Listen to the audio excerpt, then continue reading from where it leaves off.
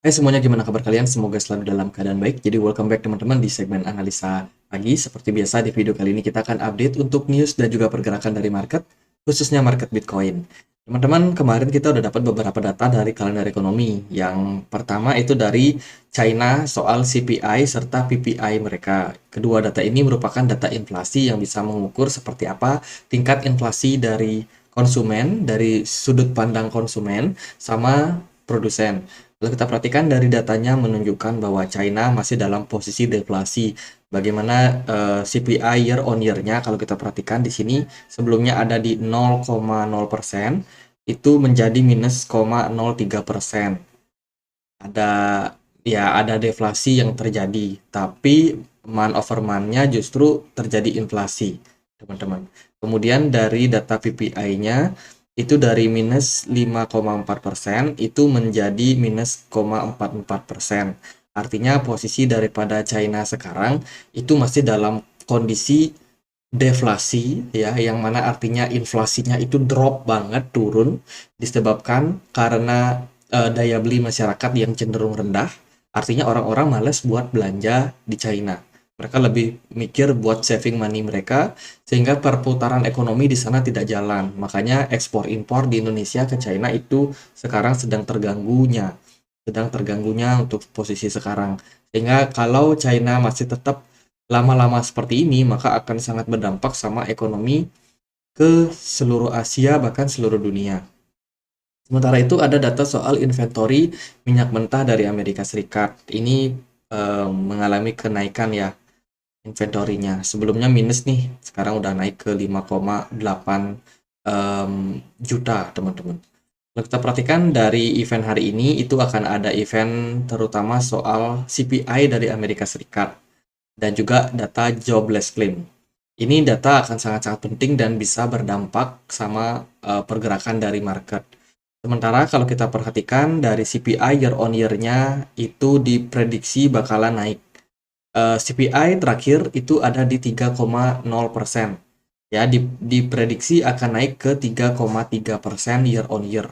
Jadi siap-siap aja kalau inflasi naik, ini berpotensi menyebabkan tekanan ya terhadap pergerakan dari Bitcoin ataupun saham US. Sementara itu jobless claim-nya juga diprediksi bakalan naik. Jadi pengangguran awal itu diprediksi naik dari 227.000 naik ke 230.000, 230.000. Ya itulah teman-teman. Datanya bisa sangat berdampak sama penguatan daripada US dollar. So harus tetap prepare. Nah, sementara itu kalau kita lihat dari monitor suku bunga The Fed, posisinya masih cukup tinggi ya untuk kepercayaan daripada konsensus perihal The Fed bakalan pause pada 21 September nanti. Kalau menurut saya sih meskipun inflasi naik, tapi The Fed udah antisipasi di awal dengan menaikkan suku bunga. Saya rasa itu sudah cukup menjadi sebuah apa namanya? Backupan ya untuk The Fed. Bila mana nanti inflasi naik ya mereka udah naikin di awal.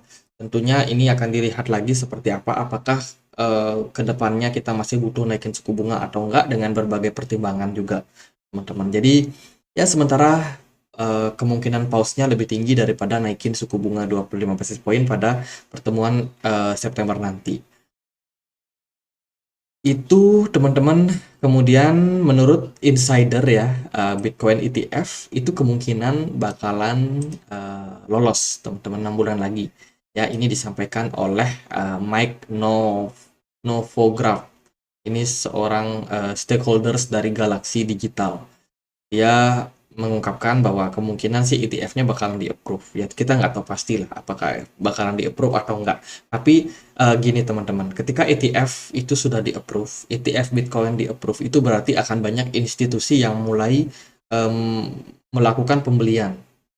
Bahkan sekarang mereka mungkin udah diam-diam beli, teman-teman. Kenapa? Karena sebagai cadangan reserve. Itu adalah sentimen positif di awal. Tapi teman-teman harus ketahui juga kalau yang namanya ETF itu nggak cuma bisa di trade dengan posisi uptrend, tapi juga bisa melakukan short selling. Artinya mereka punya kontrol yang cukup besar terhadap naik turunnya pergerakan Bitcoin. Mereka bisa melakukan long ataupun short. So, kalau mereka adopsi ETF, ini berdampak positif dalam jangka waktu pendek karena akan ada pembelian yang cukup masif dari investor-investor besar. Tapi kalau untuk long term, kemungkinan mereka punya kontrol untuk menggerakkan harganya. Jadi ya kita akan lihat seperti apa perkembangan daripada Bitcoin nanti setelah ETF-nya di-approve. Itu teman-teman berita terbaru nih, ada Microsoft melakukan kolaborasi dengan Aptos untuk mengeksplor digital payment dan juga CBDC. Wah, ini bagus banget ya news dari Microsoft join sama Aptos Lab. Makanya kemarin Aptos sempat naik lumayan signifikan.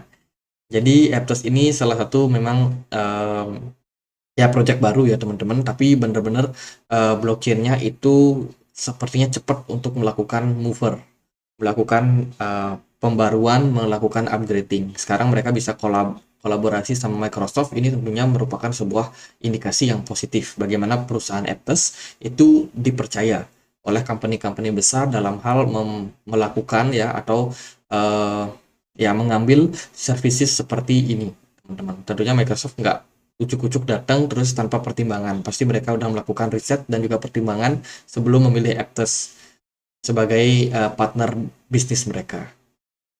Ya, good buat Aptos ya. Harganya udah naik, harga koinnya udah naik. Teman-teman, hari ini kita akan bahas sedikit soal Binance. Binance melakukan manuver yang cukup bikin orang bingung, teman-teman. Kenapa? Karena Binance itu dikabarkan ya melakukan penjualan besar-besaran. Mereka drop majority USD reserve mereka. Entah itu mereka punya USDC, entah itu mereka punya USDT, atau mungkin punya BUSD, itu semuanya dirombak teman-teman oleh Binance. Itu terdeteksi oleh salah satu seorang analis, teman-teman. Analis ya, dia mengatakan bahwa Binance start selling USD in bulk. Jadi Binance menjual USDT mereka dengan jumlah besar. Kemudian baru aja didapatkan atau diketahui bahwa mereka pun juga melakukan penjualan majority USDC reserve mereka. Ini sebuah pergerakan yang sangat-sangat mencurigakan nih. Binance ngapain nih? Kenapa mereka jualan stablecoin? Dilaporkan sih Binance itu sudah melakukan pembelian sebanyak 100.000 Bitcoin dengan melakukan penjualan USDC mereka. Ya, kemudian ini sebenarnya udah didetek juga oleh Republik Rupiah. Ini kita udah posting di komunitas Telegram kita, teman-teman. Jadi kalau teman-teman ada ketinggalan juga, boleh join di komunitas kita untuk dapat informasi-informasi terupdate. Dari Republik Rupiah itu juga udah sampaikan bahwa ada supply volume yang sangat besar. Ya, ini sekitar 144.000 Bitcoin per bulannya selama bulan Juli. Dari wheels yang masuk ke exchange. Exchange yang dimaksud adalah Binance. Binance menerima sekitar 82% arus masuk.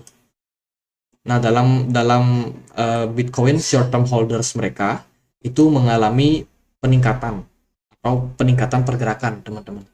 Yang artinya apa? Ini asumsi ya. Bisa jadi ya Will sendiri itu mungkin sedang melakukan pembelian atau menggunakan dompet baru, sehingga ditemukan ada pergerakan dari jumlah USDT yang keluar masuk, termasuk juga Bitcoin yang juga jumlahnya meningkat, teman-teman. Will sedang merapikan dompet mereka, meskipun sebenarnya nggak masuk akal sih kenapa Will merapikan dompet. Ya kita nggak tahu lah bagaimana sistem manajemen di dalam reserve-nya Binance.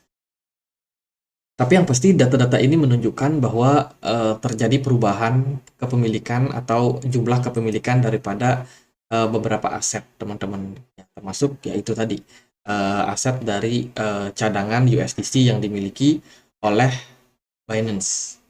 Ya, ini sangat-sangat mencurigakan dan tentunya ada indikasi Binance melakukan pembelian atau mereka justru memang sedang melakukan balancing karena kan mereka mau menyelesaikan ketergantungan mereka sama BUSD. Karena BUSD sendiri udah dihajar terus sama SEC karena mereka join sama Paxos. Jadi ya Binance USD berusaha dikurangi oleh Binance, teman-teman, lalu mengambil langkah untuk harusnya sih mereka melakukan pembelian untuk USDC atau USDT. Tapi dari data menunjukkan mereka melakukan distribusi atau mengurangi jumlah kepemilikan. Ini masih misterius dan kita masih harus menunggu konfirmasi dari Binance seperti apa. Karena kalau kita punya analisa dan lain sebagainya itu berupa analisa, teman-teman, berupa ya tuduhan-tuduhan, ya bukan sebuah reality. Karena ini masih berupa rumor, jadi aku sendiri belum bisa memastikan apa yang sedang terjadi. Mungkin ke depan kalau ada news terupdate, kita akan langsung update ya ke teman-teman. Jadi jangan lupa untuk subscribe. Oke, itu dari news dan juga pergerakan dari market, teman-teman. Sekilas aja kita akan lihat seperti apa sekarang untuk pergerakannya.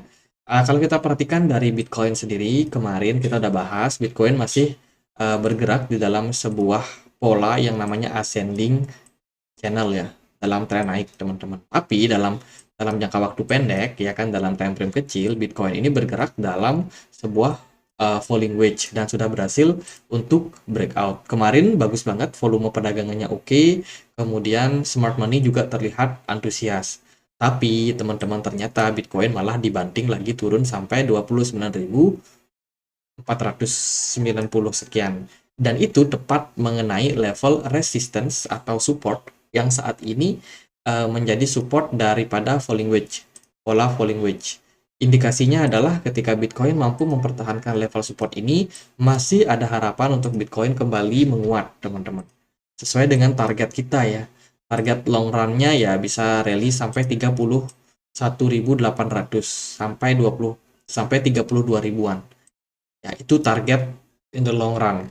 Tapi kalau kita melihat dari kemungkinan lain, juga akan ada kemungkinan kalau Bitcoin-nya gagal mempertahankan level 29.300, itu menjadi level support saat ini, maka progres Bitcoin itu berpeluang untuk kembali turun balik ke kisaran 28.500. Jadi masih ada peluang nih untuk Bitcoin-nya naik atau enggak. Kalau itu terjadi, maka kita bisa indikasikan ini sebagai fake out semata.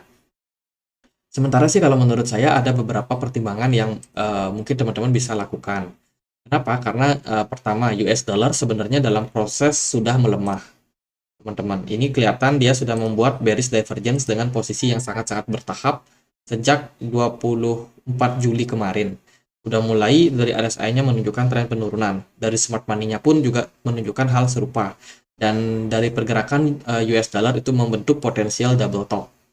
Jadi dari sini kita bisa melihat kemungkinannya, ada kemungkinan nih, teman-teman, kalau US dollar-nya bakal turun. Tapi kalau kita melihat dari pertimbangan data CPI nanti yang ada indikasi bahwa inflasi bakalan naik, ini bisa meningkatkan sentimen untuk US dollar-nya sendiri.